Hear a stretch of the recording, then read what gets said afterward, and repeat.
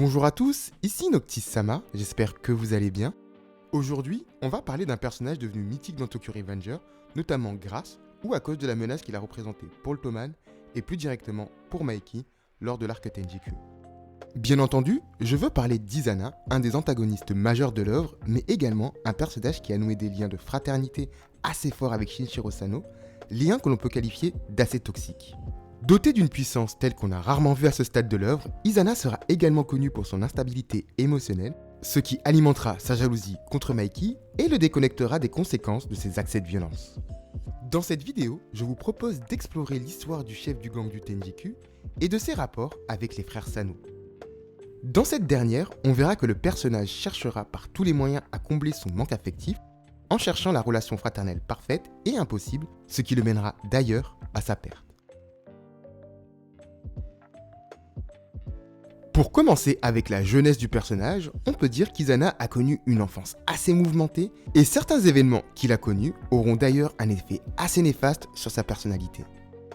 Si on essaye de recoller chronologiquement les éléments qui nous sont donnés dans le manga, on peut d'abord noter l'abandon du jeune garçon par la personne qu'il croyait et considérait comme sa mère biologique.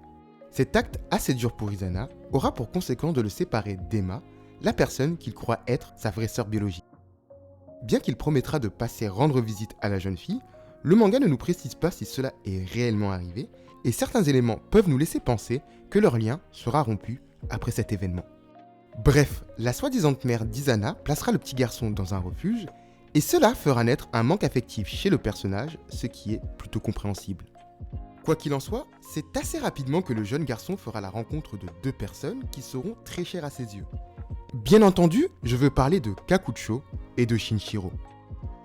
En ce qui concerne Kakucho, leur rencontre se fera au sein même du refuge après que le personnage ait perdu ses deux parents. Izana fera naître un nouvel espoir chez le jeune garçon en se plaçant comme son monde, comme son roi. Selon moi, même si leur relation aura quand même une notion de subordination, on peut également la qualifier de fraternelle. Izana jouera ici le rôle du grand frère de Kakucho, notamment en assurant sa protection et en lui apportant la présence dont le personnage avait clairement besoin à ce stade de son enfance. C'est d'ailleurs ensemble que les deux garçons rêveront de créer une nouvelle ère de la délinquance, sûrement inspirée des valeurs de Shinjiro. Cette phrase me permet d'ailleurs de faire la transition avec la seconde rencontre qui ne sera personne d'autre que le premier capitaine des Black Dragons. Cependant, les raisons qui ont poussé Shinjiro à venir rendre visite à Izana ne sont pas clairement expliquées dans le manga. En effet, bien que Shinjiro Sano est le demi-frère maternel d'Emma, ce dernier sait qu'Izana ne partage pas de lien de sang avec lui. Par conséquent, on peut imaginer que le jeune homme ait agi par empathie, sachant qu'à ce stade de sa vie, Izana n'a clairement pas les réponses de sa présence dans le refuge. Shinjiro a donc dû décider de lui rendre visite en tant que grand frère afin de créer un lien avec le personnage qu'il considère malgré tout comme un membre de sa famille. En ce qui concerne leur relation, elle sera considérée comme inestimable aux yeux d'Izana qui, après son abandon, était en recherche d'un modèle de vie. Shinjiro Sano incarnera d'ailleurs ce rôle à la perfection, notamment en lui enseignant la vie de gangster telle qu'il le voyait, et en particulier sa passion pour la moto. Et bien qu'à ce stade, on aurait pu penser qu'Izana ait pu combler le vide laissé par la séparation avec sa famille adoptive, plusieurs événements vont malheureusement impacter la psychologie du personnage, et son côté possessif envers Shinjiro va peu à peu se matérialiser. En ce qui concerne la chronologie de ces événements, elle est assez dure à retracer car le manga ne nous donne pas toutes les réponses. Je vais donc essayer de me prêter à l'exercice en essayant de vous proposer quelque chose de cohérent. Bref, pour commencer, un élément que l'on peut identifier, c'est le passage à tabac d'Izana à l'âge de 12 ans par un gang dont l'identité ne nous est pas révélée. Suite à cet événement, le personnage ressortira avec des blessures assez importantes et va surtout ruminer l'incident qui s'est produit.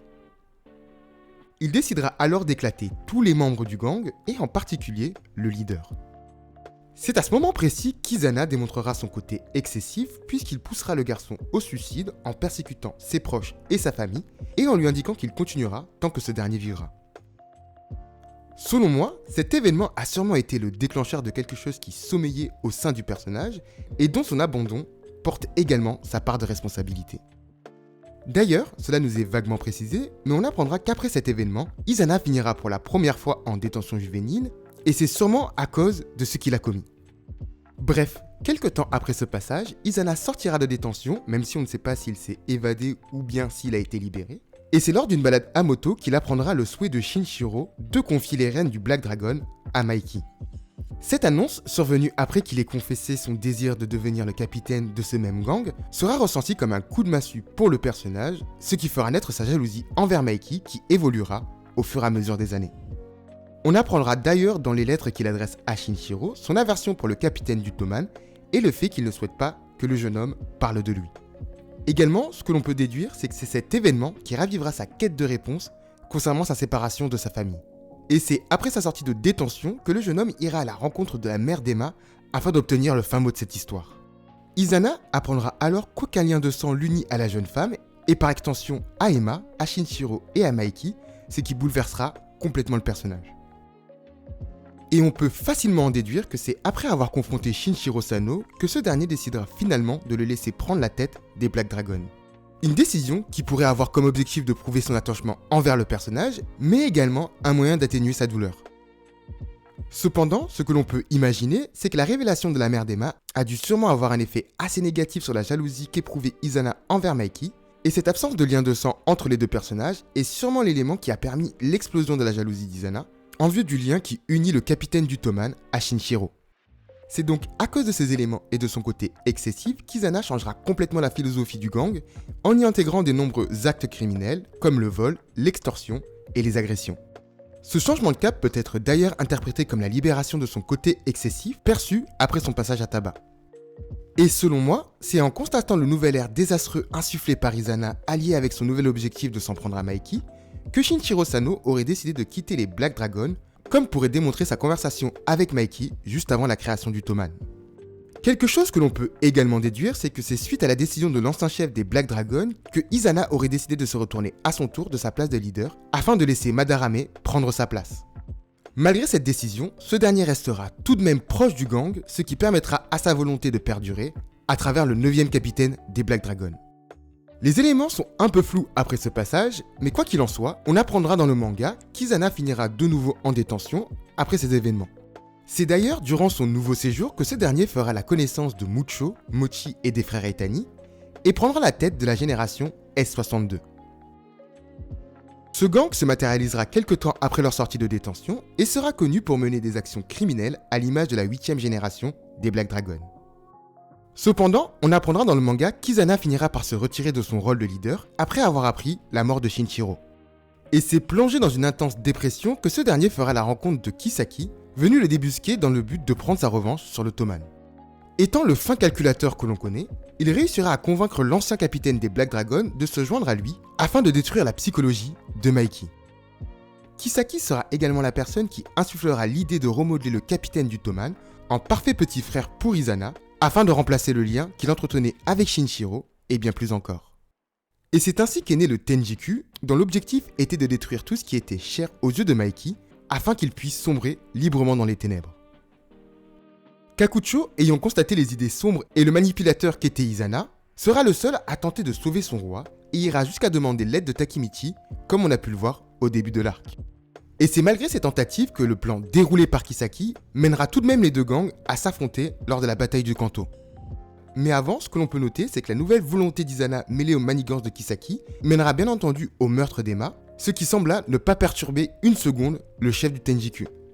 Et c'est bien entendu au pied du mur que Takemichi et Hinata réussiront à sortir Mikey de son désespoir afin qu'il puisse faire face à Izana dans le but de sauver le personnage de sa folie. Et c'est lors d'un affrontement au sommet qu'Izana finira par perdre physiquement, mais également moralement, ce qui poussera le personnage dans ses derniers retranchements. Et bien qu'il tentera de tuer Mikey, ce dernier sera stoppé par la seule personne ayant toujours été à ses côtés, je veux bien entendu parler de Kakucho. Et c'est en contrecarrant son acte impulsif en ordonnant le meurtre de Kakucho qu'Izana s'interposera devant les balles tirées par Kisaki, réalisant enfin que la personne la plus importante à ses yeux était depuis le départ à ses côtés. Et c'est après une ultime révélation à Manjiro que le personnage s'éteindra aux côtés de son petit frère, son serviteur, son véritable ami. L'histoire d'Izana est quelque chose que l'on peut qualifier de tragique dans l'œuvre Tokyo Revenger.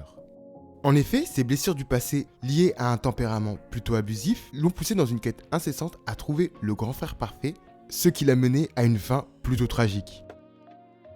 De plus, le lien affectif qu'il entretenait avec Shinichiro Sano a peu à peu mis un voile sur les yeux du personnage, ce qui l'a empêché de percevoir les réels sentiments de son entourage, et en particulier celui de Kakucho.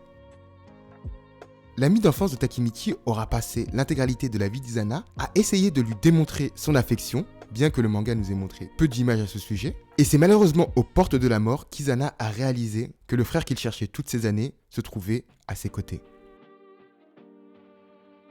C'est donc ainsi que se termine cette vidéo. Si vous avez apprécié le contenu, n'hésitez pas à mettre un petit pouce bleu. Cela m'encouragera grandement à vous proposer de nouvelles histoires de ce type-là.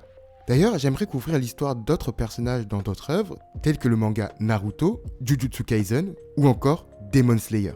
Alors n'hésitez pas à me mettre en commentaire si cela vous intéresse, afin que je puisse vous proposer ce contenu. N'hésitez pas également à vous abonner afin de rejoindre le gang.